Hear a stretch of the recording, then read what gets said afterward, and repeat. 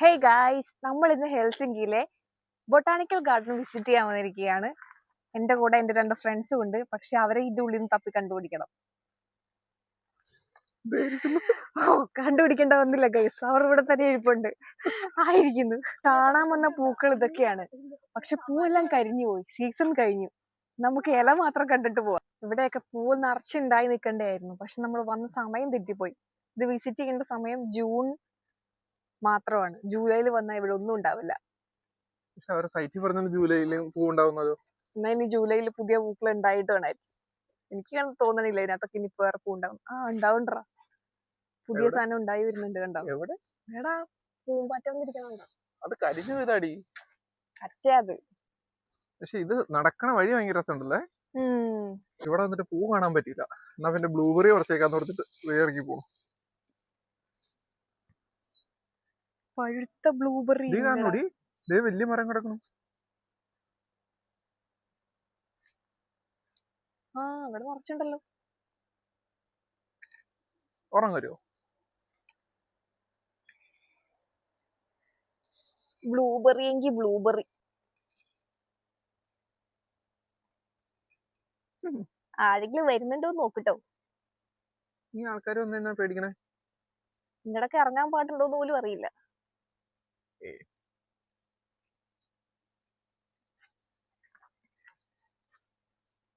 ആ മരം ഫുള്ളായിട്ട് അങ്ങോട്ട് പുറത്താലോ? വീട്ടിൽ കൊണ്ടുപോയിക്കാനാ? നല്ല രസമുണ്ട്.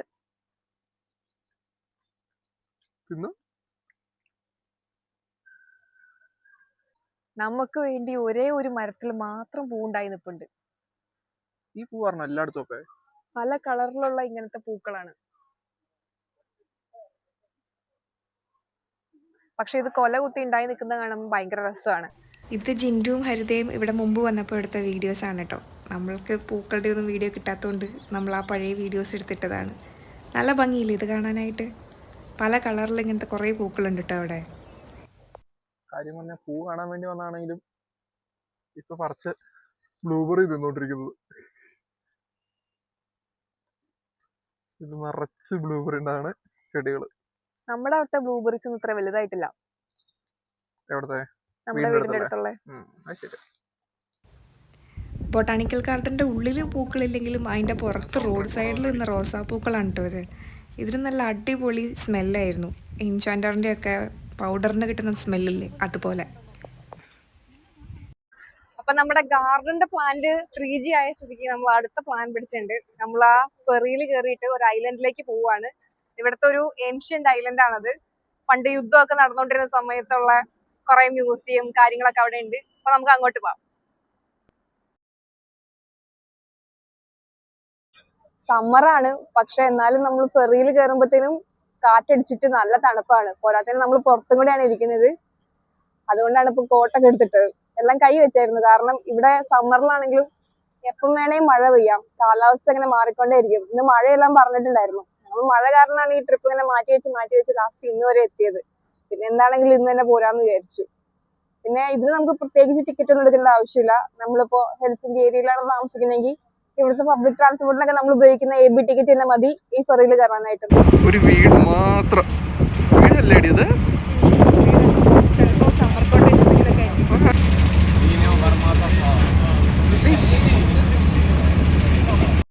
എങ്ങടാ പോണേ? ഈ ഗുഹയുടെ ഉള്ളിൽ പോവാ. ഗുഹയല്ല, കോട്ട. ഒത്തിരി വർഷം പഴക്കമുള്ള കോട്ടയാണ് കേട്ടോ ഇത്. ഇവിടെ ഇപ്പം ടൂറിസ്റ്റുകളാണ് മെയിൻലി വരുന്നത്. ഈ ഐലൻഡിൽ താമസക്കാരൊന്നുമില്ല. വിൻ്റർ ആണെങ്കിലും ഇവിടെ നിറയെ ആൾക്കാർ വരുന്നുണ്ട് കേട്ടോ. ഞാനൊരു തവണ വിൻ്ററിൽ ഇവിടെ വന്നപ്പോഴും ടൂറിസ്റ്റുകൾ ഒരുപാടുണ്ടായിരുന്നു. ഫ്ലാഷ് അടിക്കേണ്ട വരും. ഇത് ബാത്റൂം ആണെന്ന് തോന്നുന്നു. അതിന്റെ ഉള്ളിൽ റെനോവേഷൻ വർക്ക് നടക്കുന്നുണ്ട്. നമുക്ക് അതിന്റെ ഉള്ളിൽ അധികം കാണാൻ പറ്റിയില്ല. ഇത് കാട്ടുതാറാവ്. നമ്മൾ അന്ന് കണ്ടത് ഈ സൈസ് ഉള്ളല്ലോ. ഈ സൗണ്ട് കൊടുത്താണ്.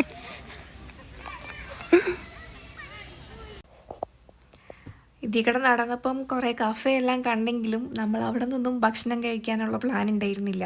കാരണം ഐലൻഡിൽ കടകളെല്ലാം കുറവായതുകൊണ്ട് തന്നെ എല്ലാം നല്ല എക്സ്പെൻസീവും ആയിരിക്കും.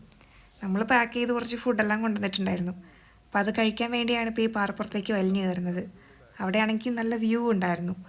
താഴേക്ക് നോക്കുമ്പോൾ അതിക്കടെ ചെറിയ ബോട്ടെല്ലാം വരുന്നുണ്ടായിരുന്നു, പ്രൈവറ്റ് യാട്ടും എല്ലാം ഉണ്ടായിരുന്നു. നമ്മൾ എന്നിട്ട് ആ ഒരു പാറപ്പുറത്തിരുന്ന് ഭക്ഷണം കഴിക്കാൻ തീരുമാനിച്ചു. നമുക്കിന്ന് ബിസ്ക്കറ്റും ആപ്പിളും പിന്നെ എന്തോ ഒരു ഡ്രിങ്കും ജാമും ഉണ്ടല്ലേ. ഇവിടെ നല്ല വ്യൂ ഭയങ്കര രസമുണ്ട്.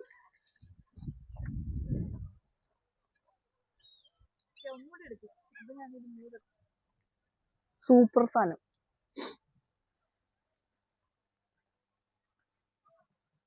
ഒക്കെ ഈ ബ്രെഡിന്റെ ഉള്ളില് ജാമ് തേച്ചിട്ട്.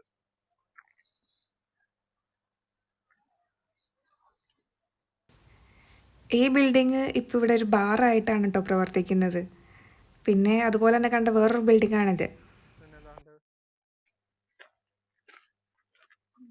ആ കാണുന്ന കുളം മണിച്ചിത്രത്താഴെ പോലെ ഉണ്ട്.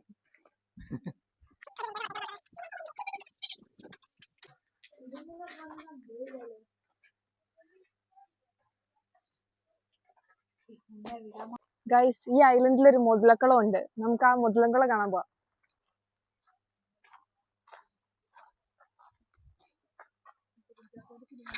ഇതാണ് ഞാൻ പറഞ്ഞ മുതലക്കുളം.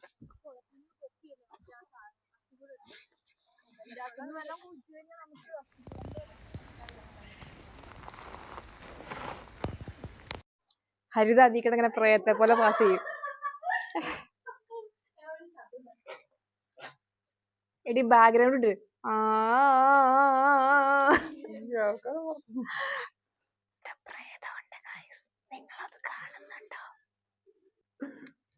എടി വാ, പ്രേതത്തിന്റെ എൻട്രി ആയി. കണ്ടോ കണ്ടോ കണ്ടോ. നമുക്ക് പ്രേതത്തിനെ കാണാം. മീറ്റ് മിസ്റ്റർ ഹരിത പ്രേതം. നിങ്ങളുടെ അടുത്ത് പോണേ. നമ്മളിപ്പം ഈ വിസിറ്റ് ചെയ്ത ഐലൻഡിൻ്റെ പേര് സോമലിന്ന ഐലൻഡ്സ് ആണ് കേട്ടോ. ഇനി നമ്മളിവിടുന്ന് പോകാൻ പോകുന്നത് ഇവിടുത്തെ ഒരു കത്തീഡ്രലിലേക്കാണ്, ഉസ്പെൻസി കത്തീഡ്രൽ.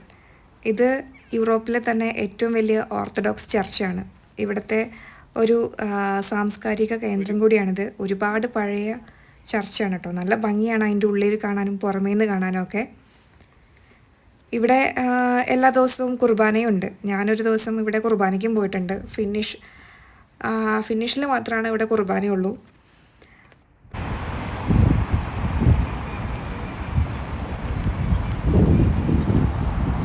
ആ ചർച്ചും കൂടെ എടുത്തോ. അതേതാ? ഇത് വൈറ്റ് ചർച്ച്. ചർച്ചിന് 2 എൻട്രി ഉണ്ട് കേട്ടോ. വിസിറ്റേഴ്സിനും അതേപോലെ ഹോളി മാസിന് വരുന്നവർക്കും സെപ്പറേറ്റ് എൻട്രീസ് ആണ്. നമ്മളിപ്പോൾ ഗസ്റ്റ് എൻട്രി വഴിയാണ് അകത്തേക്ക് വരുന്നത്. പള്ളിയുടെ അകത്തേക്ക് കയറാൻ പറ്റില്ല. അതിൻ്റെ അകത്ത് കുർബാന നടക്കുന്നതുകൊണ്ട് ഗസ്റ്റിനെല്ലാം ആ ഒരു ഡോർ വരെയാണ് നിൽക്കാൻ പറ്റുള്ളൂ. ഇത് പിന്നെ പുറത്തൊക്കെ പോയാൽ സ്ഥിരം കാണുന്ന കാഴ്ചയാണല്ലോ, ഒരു പാലത്തിൽ കൊണ്ടുപോയിട്ട് ഇങ്ങനെ കുറേ ലോക്സ് ഇടുന്നത്. നമ്മൾ ഇന്നത്തെ ട്രിപ്പൊക്കെ മതിയാക്കി വീട്ടിൽ പോകാൻ പ്ലാൻ ചെയ്തിട്ടോ. ഇന്ന് നമ്മളപ്പോൾ പോകാൻ പ്ലാൻ ചെയ്ത സ്ഥലത്തൊന്നും നടന്നില്ലെങ്കിലും വേറെ കുറേ കാര്യങ്ങൾ നടന്നു. ട്രെയിൻ ഒരു 8 മിനിറ്റിൽ വരും. ശരി ഗൈസ്, ഇന്നത്തെ വീഡിയോ ഇത്രയേ ഉള്ളൂ. ബൈ.